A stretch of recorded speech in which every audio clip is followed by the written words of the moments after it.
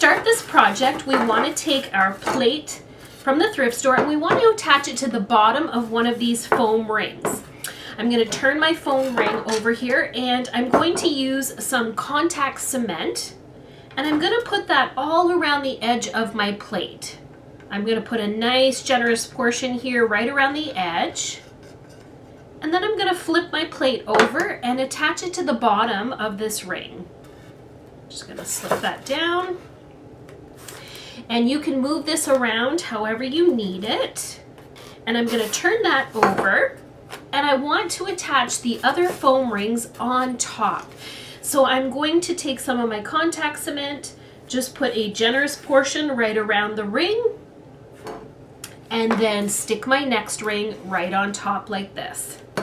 You want to make sure that they are nice and even, so you have a bit of time. You can move them around here until you get them right in place. And we're going to do that with each of our rings.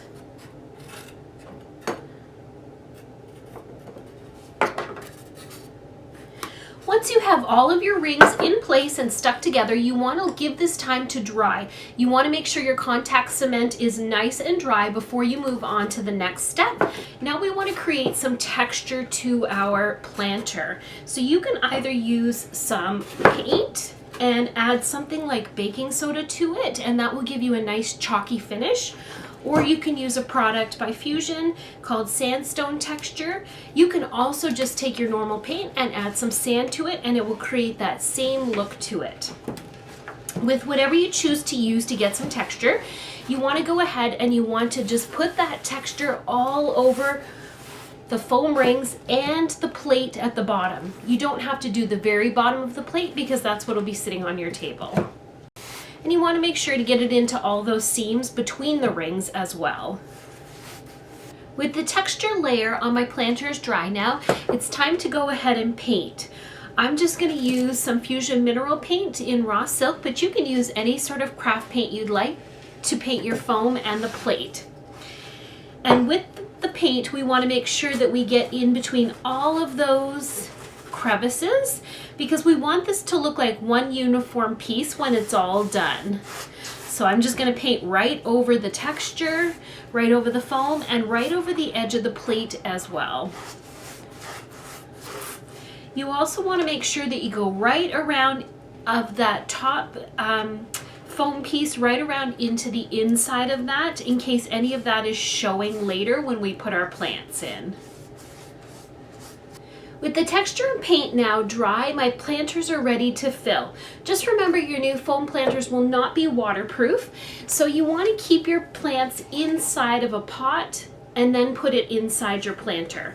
It can pop in just like that, or you can use some fake plants. You can pop in some moss around the edges and then pop in some beautiful faux plant onto the inside, and you can have your moss peeking out like that to make it look even more realistic.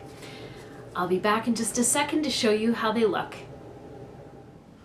These beautiful planters were quick and easy to make, and all I needed were some foam rings from the dollar store and a plate from the thrift store. For under $10, I was able to knock off 2 planters that would normally cost over $100.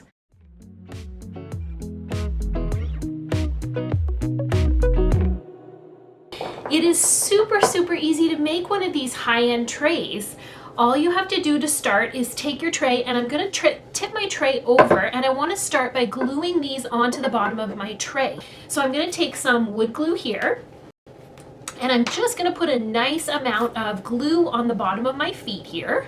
And then I'm going to line them up with the edge. There's a little lip around the edge of my tray, so I'm just going to line them up there and press them down. Now that I've got all 4 feet on, I'm going to go ahead, lay a book on top of this, and just let them dry until that wood glue is dry.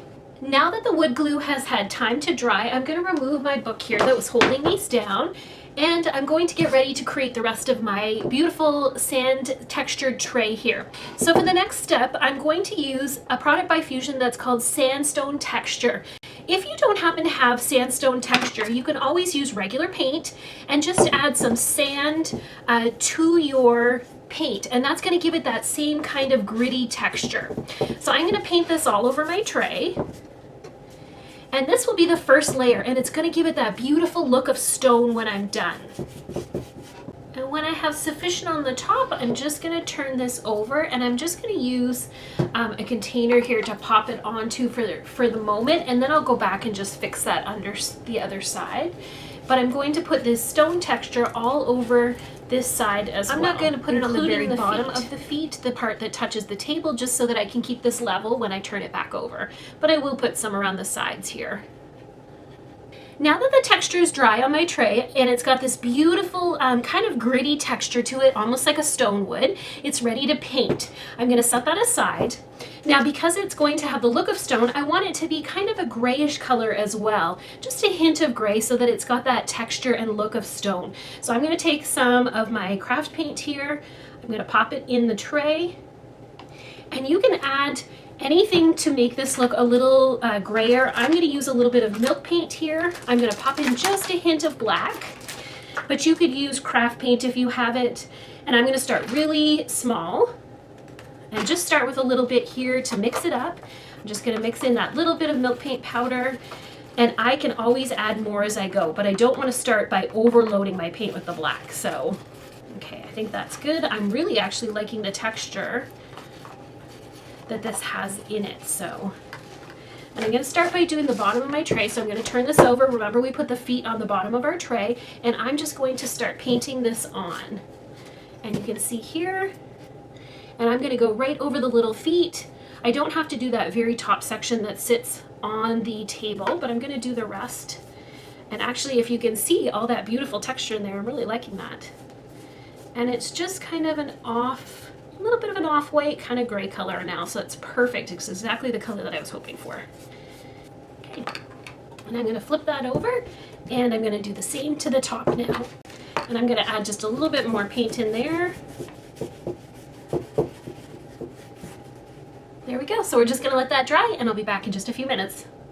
So the paint is all dry now on my tray, and I'm actually going to leave it like this. I'm not going to put anything else on it because I actually really like the texture that's been created with the stone surface here and all these little bits. It feels like a rough stone plate.